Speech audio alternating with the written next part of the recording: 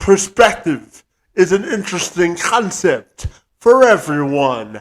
The way you arrive at yours often informs the way you make decisions, arrive at goals and objectives, and aspire to achieve more. Justin Noppe is a change coach who is on a mission to provide people with the tools necessary to gain more ownership and agency over their lives. In a nutshell, he teaches people how to master perspective shifting. He joined me this week to have a conversation about putting life in the proper perspective, how to develop a proper mindset, and flourishing in all aspects of a fulfilling life. I'm Kevin McShann. Let's have this conversation.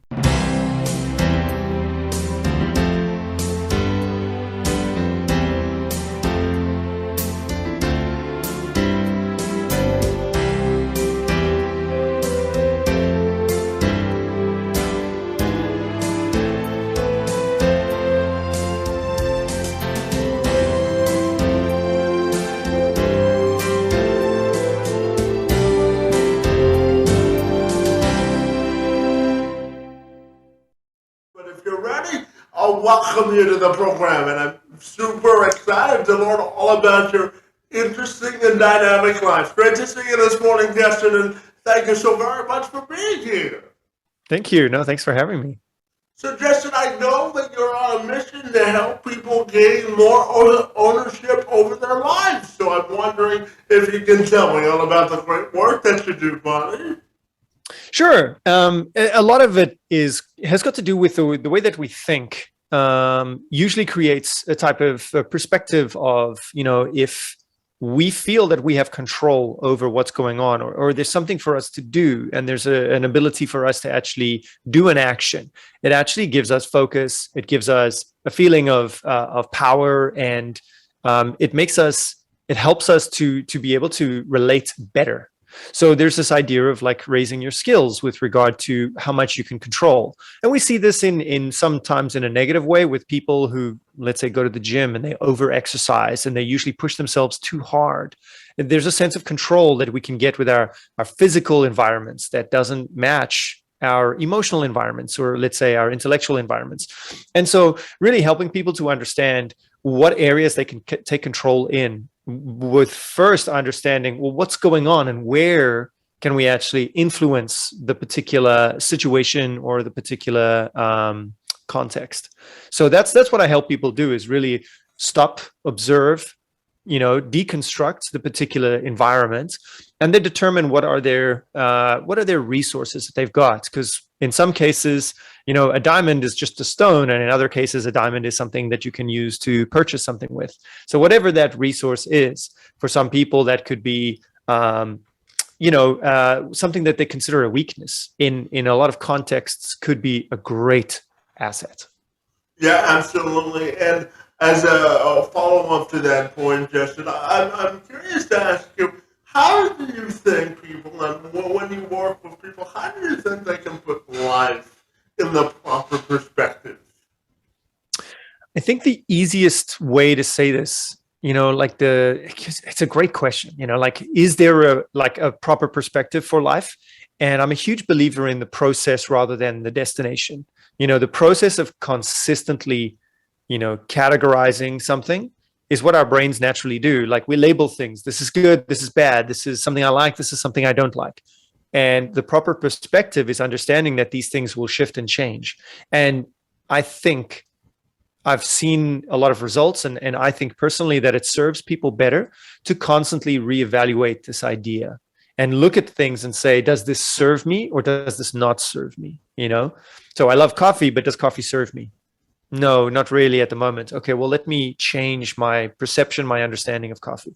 So really the proper perspective of life, just to answer that quickly, is change. Yeah, absolutely. And, Justin, you would certainly classify as an international man of mystery and someone who embraces cultural experiences, buddy. I know that you live in Texas now, but you're originally from South Africa. You spent 13 years in England, buddy, with a year in each of Indonesia, France, and Argentina, buddy. So tell me, and Thailand. So tell me all about your international travels and what you've learned about yourself by traveling internationally, buddy. I think whenever anybody kind of moves to a new country, it starts with this idea of like, well, why am I giving up everything that I know? And that challenging going into the unknown is always scary. And so you do test the limits of your own fear, your own abilities. And it does, for a lot of people, going into the unknown is almost paralyzing, where they just sit there in fear, a little bit frozen. And so, the amount of times that I did it, it became like, for some people, oh, you're moving across country or you're moving to a new country. Oh my gosh, that's a huge change. Whereas for me, it's like, it must be a Tuesday, And I think, taking something that's challenging and just repeating it a couple of times and seeing that actually, there are manageable steps and there are normal things that everybody as a human can experience when facing change and challenge.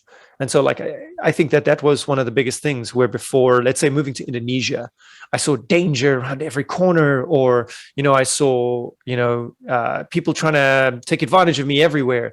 And that changed considerably with the kindness of others. And so that's one of the things that's really changed in me, is the trust in others' kindness. Yeah, 100%. And I know for your life journey, buddy, you've been obsessed with thinking patterns and information. So I'm wondering if you can tell me what drives that part of your brain to be so consumed with that part of life, buddy. It ties up with the travel, Kevin. Like a lot of it was this idea of, you go to a country and you say things like, well, that's not how we do it in my country, or that's not how we do it where I'm from. And you start to figure out like, oh, well, I guess people have a different reason for doing that, or they think about it differently, like, so Canadians are very much, and I'm sure you're the same, you're very much a compromising people, as in like, well, if I get a little bit, then you can get a little bit as well, and everybody wins. And it's a very much a win-win culture versus, the US tends to be a winner take all culture. Like, I will be the best, I will be the one. And each culture actually has their own kind of logic behind it, their own drivers and things like that. And it's very beautiful to see that thought patterning, that reasoning, how people live life. And I think one of the bigger things is looking at these conditioned thinking patterns culturally. And then we start to expand it out to understand, what are the thinking patterns of the hero in a movie, Bruce Willis in Die Hard was always super cool until you realize that he was just a guy bumbling around, not knowing what's going on, but just shooting people. Literally, like he has no idea what was happening. And, is he such a hero? I don't know. Yeah, that's certainly a question to answer, isn't it? Right. As we look at changing our thought behaviors and our cultural experiences, you also say that it's always important to let it be a natural product of life in terms of allowing change and embracing the concept of it. So I'm wondering if you could dive into greater detail on that for me this morning. Sure. I think a lot of, pain and emotional suffering really comes from unpacking what we experienced when we were developing. Like as children, we develop, as teenagers, we develop a little bit more social identity, things like that. And it's only at the age of 25-ish where like our brain finishes the final development parts. And so like a lot of that, we feel that we have our identity by that time. And to question that identity is very difficult. And a lot of people don't manage that change well, or that questioning well. So rooting yourself in change where cultural experiences and things like that requires that people challenge a lot of behaviors and patterns that come from, very, very old places, very well-conditioned places like childhood, relationships with parents, the experience with the bully, the experience with friends, all of it. And being able to kind of look at that objectively and say, well, these are the things that happened to me while I couldn't really think about it. I couldn't really control it. And now that I have control, now that I can think about it, what can I do with it? What are my resources? What would I like to change? And it comes back to that idea of agency and ownership. Yeah, absolutely. And I wanted to also talk to you about goal setting. I help a lot of people with goal setting, and for me, there are three steps to setting a goal. What's the reason you're setting the goal? What are your resources? And what's your time frame for accomplishing Mm, that goal? Because I think when you give yourself a time frame, you give yourself reasonable expectations, and you hold yourself accountable. So I'm wondering your philosophy on goal setting as well this morning. it's quite interesting because my philosophy might be polarizing. So I don't know if you would agree with me, actually, Kevin. My philosophy is actually about the goal setting. About there's multiple types of goals. Like, for example, your foundational life. If you want to change something in your life, like let's say I want to be able to speak, I don't know, Spanish, then the idea is that it's not a goal to reach because that goal could take years, depending on you, depending on how much energy you want to invest in it. Like I always talk to people about your time and energy budgets. We can talk about money as well, like your financial budgets, but your time and energy budgets are a big deal. So that's how I kind of work with it first. And that usually develops a time frame. But sometimes goals have a deadline. And so then I'd absolutely switch to the system that you're talking about, like really get into the details of it. And we start to try and work everything that we can. But I think in general, the one that I like is to set goals that are, I want to do this on a regular basis every week. And the result becomes a byproduct of me just putting it into my life. So if I want to speak Spanish, but I have no deadline, I'm just interested and curious about languages, then I invest a little bit of time each week, and that becomes my goal. My goal becomes the thing of, can I automate this habit into my life? Can I make this habit something that I enjoy, something that I find accomplishment in, or I can connect with communities through? And we start to look at like, what are the greater human emotions to connect with our goals and our habits as well. When we talk about emotions and habits, I'm wondering your thoughts on how passion is intertwined in that equation. Because, when we're not passionate about setting a goal or achieving an objective, it takes us obviously longer because we're not motivated, right? So I'm wondering Mm-hmm. how you think passion is intertwined into this discussion as well. So it's actually very, very cool. I like looking at a lot of neuroscience, and the neuroscience works on this idea of like uh, association and then transference. So if I associate passion with something else already in my life, the question is how much can I transfer over to this new thing that I actually don't feel passionate about? So there might be some resistance there that we need to unpack. Like, why are you dispassionate about this thing? Like, what do you feel is coming up? Maybe it's because you had a negative association when you were younger with something similar, for whatever it is. Like, let's say learning chess, and your brother hit the chessboard out of your hands when you were young, and now you don't want to feel that memory, and so it's little bit of resistance. But if you've got passion for something like a classical music, there's always a bridge to the new thing, and it's finding those bridges. What is your passion? Let's say a lot of people are very passionate about learning the languages that sound beautiful, like French. French always sounds beautiful to people, but no one's super passionate about, or very few people are super passionate about learning languages that don't sound beautiful. Something like any language that's in the back of the throat. But actually, you can find a way to connect with it. It's just about finding that bridge of passion. So in the language sense, this is this idea of swearing in those languages always feels so good, or very emotive poetry or shouting at people. When you can really feel the expressions in your throat, it actually feels good. It feels great, and some of it is also cultural. So, like if we're talking about Arabic, the poetry in Arabic is just beautiful. And they had a renaissance of literature in the past. And so there's always a way. It's just always about finding that bridge and what inspires you, which starts with self-awareness. Yeah, absolutely. And you talk about self-awareness. I know you went through a process personally where you had to reframe your mind and perspective on life. So I'm wondering if you can tell me about it. Oh, is this the reference to the suicides? Yeah, the suicide attempt. I'm curious, how did you come away from gaining a different perspective? So the interesting thing in my experience, and of course, I'm not a licensed professional of psychology or anything like that. So I do speak from my own experience. The idea with depression, the idea with these types of things, that led me to two suicide attempts, where one, I obviously didn't resolve the issues, and then the second time I did it, I really made an effort to resolve the issues. The reasoning behind that was because of the pressure of the conditioned mindset. So in South Africa, there's this idea of what success looks like. And if you are not on the path to that success, somehow you are a waste of space. Somehow you are useless. You are,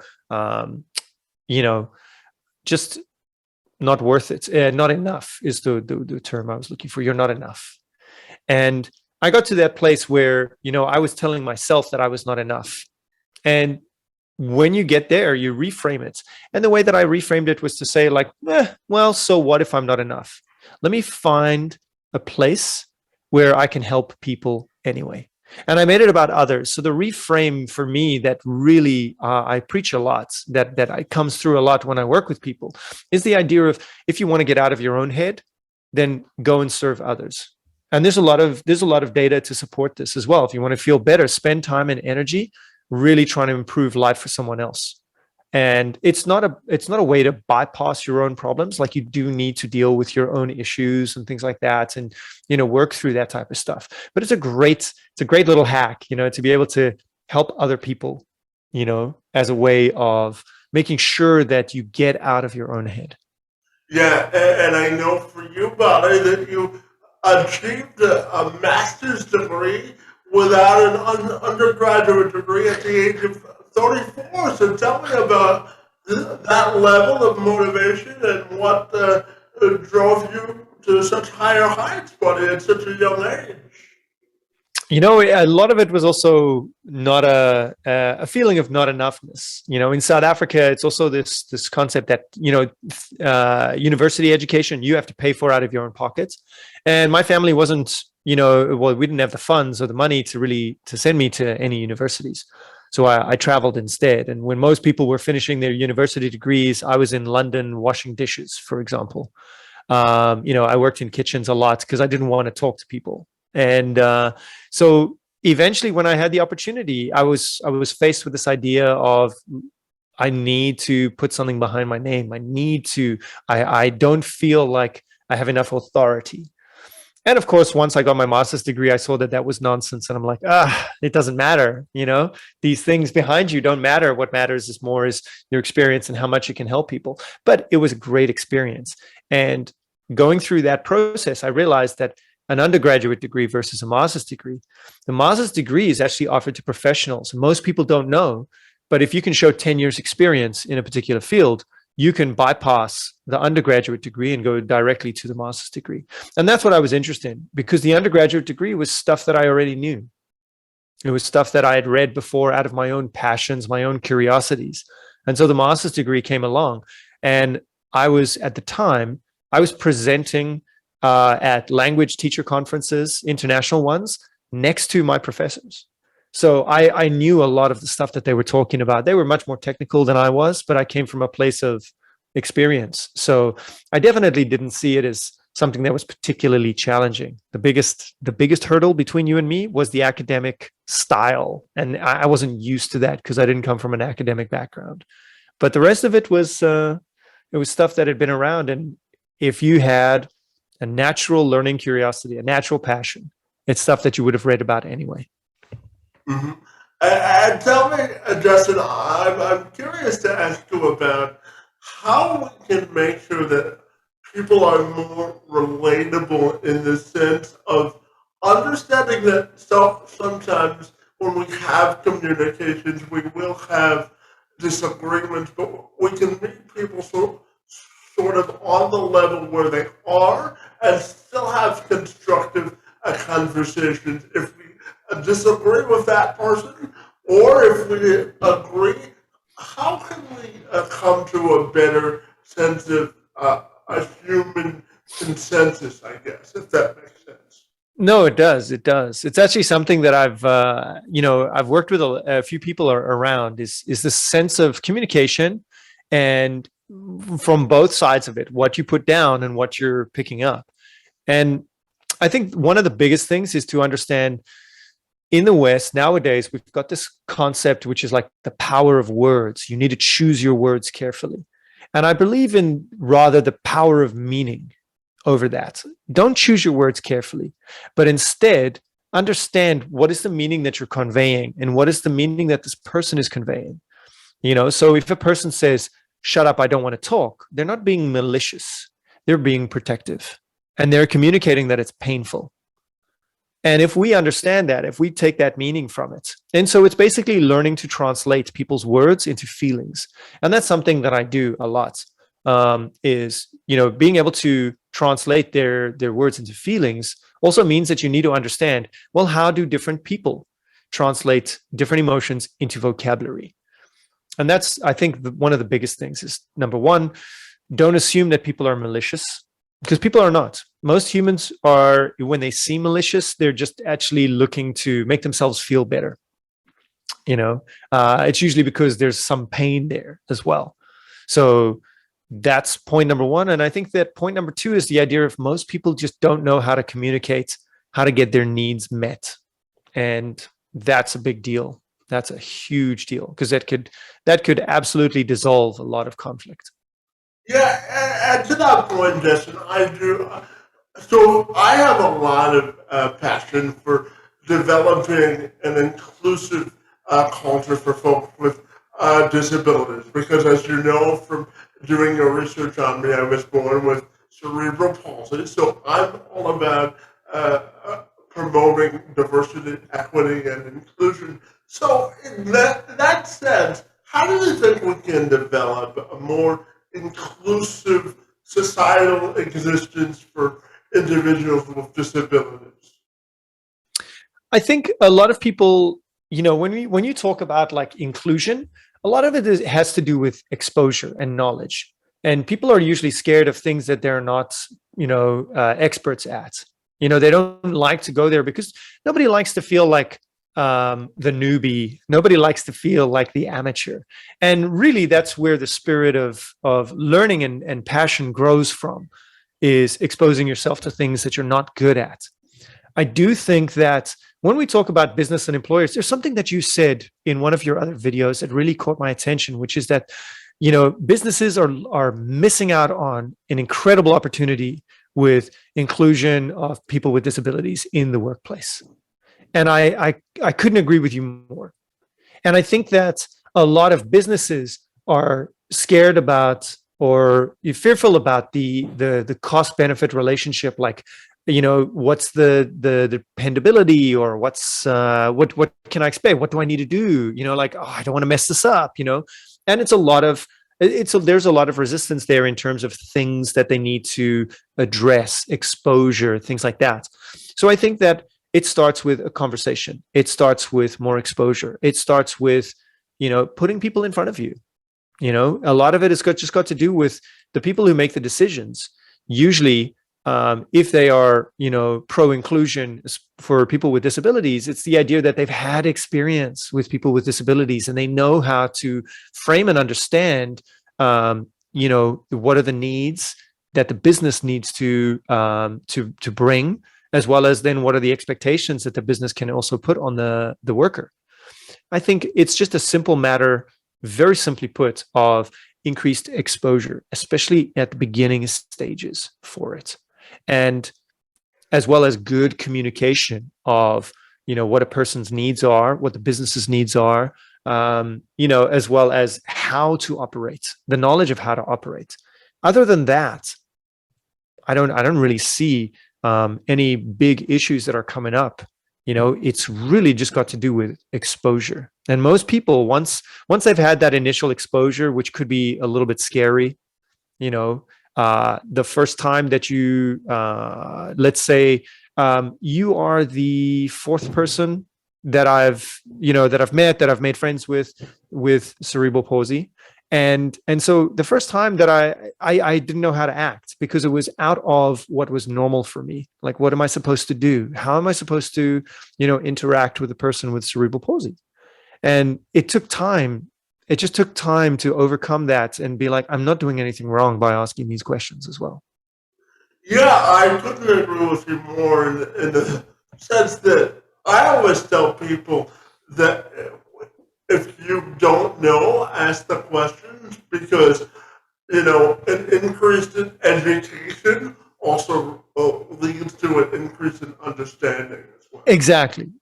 That I couldn't agree with you more. An increase in education and the transparency of communicating my emotions. Like, I'm unsure how to communicate. Can you give me some guidance? Can you lead? And so that's the big deal as well, is that, I think that good leaders ask for others to lead them when they're unsure. Yeah, 100%. And my final question today, Jason, has to do with your own personal or professional legacy and how you might want that to be defined. Beautiful question. And I think that everyone should be able to answer this one. And, the big two for me are, and definitely the number one that I really want my legacy to be, is kindness. Kindness, as in, people need to be kinder to themselves. They need to be kinder to others as well. Leading with kindness is very important. Very important, especially people with power and authority, some kind of control. When they are kind, we never forget it, and we tend to pay it forward. So I think kindness is a big deal, a huge deal. And then the second one, I think, is strategic mental solutions. That's my secondary legacy. The idea that people shouldn't be afraid of thinking, and people should identify when they're getting into an emotional thought pattern, some kind of mental loop. Mental loops usually exist because we don't know how to change our thoughts, change our thinking. And there's a lot of solutions for people, but people are usually more, especially nowadays, there's a lot of sentiment in the West of, well, I'm overthinking. I just need to feel more. But the interaction between thought and feeling is usually the wrong way around, as in, like, we tend to feel things that we know and be comfortable with the things that we know. We tend to get excited about things that are friendly to us. And that takes us out of a place of feeling fear. Usually when we go into those places of fear, we dissolve fear. So it's very good for building resilience. And by just leaning into feeling, we rob ourselves of very rich experiences as well. So that's the second answer to that question: the kindness and elegant mental solutions. Absolutely. And finally, tell me, if people want to get connected with you, Justin, what's the best way they can do that? Easiest way is my website is, it's just my name.com, www.justinnoppe.com. And there's all the links on there, and they can sign up to my newsletter. I have a podcast as well called Thought Architecture. But that's that's all on the website. So it's probably just the easiest place. Yeah. Fantastic. Well, I really enjoy the opportunity to engage in conversation with you about how to have the appropriate mindset and perspective. Your work in the space, and Tom, on my behalf, is most appreciated, and I want to thank you for engaging in conversation with me, Bonnie. You're welcome. Thank you for having me again, Kevin.